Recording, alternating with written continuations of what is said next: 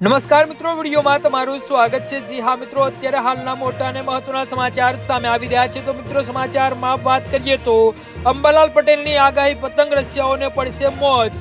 ગુજરાતના લોકપ્રિય પર્વ ઉત્તરાયણને લઈ હવામાન નિષ્ણાત અંબાલાલ પટેલે મોટી આગાહી કરી છે। પતંગબાજો માટે સારા સમાચાર એ છે કે આ વર્ષે ઉત્તરાયણમાં પવનની ગતિ પતંગ ચગાવવા માટે ખૂબ જ સાનુકૂળ રહેવાની શક્યતા છે।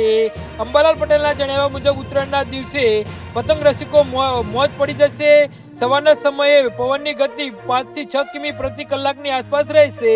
તો બપોર પછી પવનમાં જોરનો વધારો થશે અને ગતિ 10 થી 12 કિમી સુધી પહોંચી શકે છે। આ ગતિ પતંગ ઉડાડવા માટે ઉત્તમ માનવામાં આવે છે, જેથી આ વર્ષે આકાશમાં રંગબેરંગી પતંગોથી ભરાયેલું જોવા મળશે। પવનની સાથે અંબાલાલ પટેલે કાતિલ ઠંડીની પણ ચેતવણી આપી છે। વેસ્ટર્ન ડિસ્ટર્બન્સની અસરના કારણે રાજ્યમાં તાપમાનનો પારો ગગડશે।